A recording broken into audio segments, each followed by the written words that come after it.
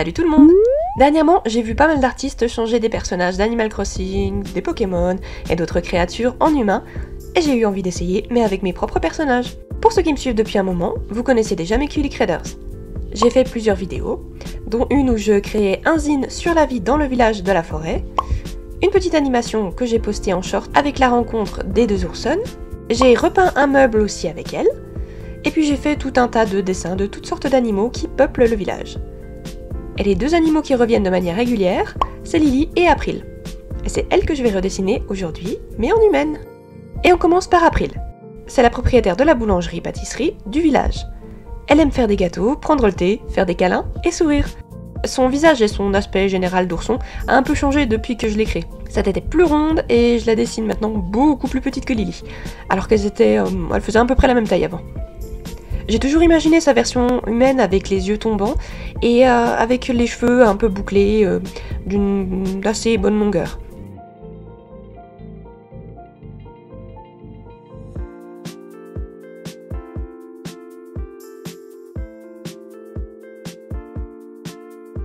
J'ai essayé de respecter les codes de couleurs qui font la spécificité des deux oursons, pour qu'on les reconnaisse bien, hein, malgré le changement d'apparence.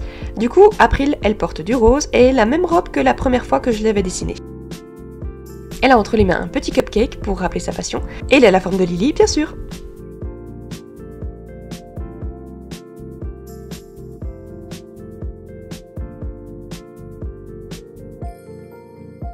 Et voilà!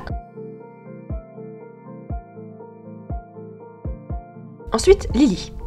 C'est elle aussi une petite oursonne, mais ses couleurs sont l'inverse de celles de April. Elle a un museau clair pour un pelage foncé. Elle aime la couture, le calme, la lecture et recevoir des câlins. Au début, je l'avais dessinée très grande et j'avais eu envie de lui faire les cheveux plutôt courts. Mais j'avais l'impression de me dessiner, alors j'ai opté pour les cheveux mi-longs, un peu en bataille, et puis je l'ai fait un peu plus petite.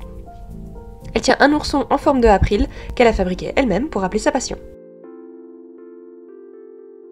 Je sais pas si vous avez regardé la vidéo, mais quand j'ai fait le zine de la forêt, il y a un encart qui mentionne Lily et April ainsi que la pâtisserie. Leur histoire a très légèrement changé parce que dans le zine, April a pas encore ouvert sa pâtisserie, alors qu'elle connaît déjà bien Lily, et le zine fait même mention de leur mariage alors que la pâtisserie vient seulement d'ouvrir.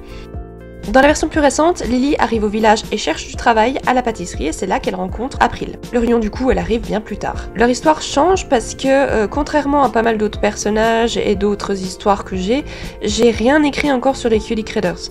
Mais bon, un jour peut-être, hein. Enfin voilà, une version humaine de Lily. Il est possible que dans quelques années, je décide de redessiner le design et puis changer carrément tout. En attendant, je les aime bien. Et j'espère qu'ils vous plaisent aussi. Si jamais ça vous tente d'essayer vous aussi de les redessiner en humaine, n'hésitez pas à tenter l'expérience. Il n'y a pas de mauvaise interprétation, pour le coup, vu que ce sont juste deux oursons, vous pouvez les redessiner comme vous le voulez. C'est la fin de la vidéo, j'espère que ça vous a plu.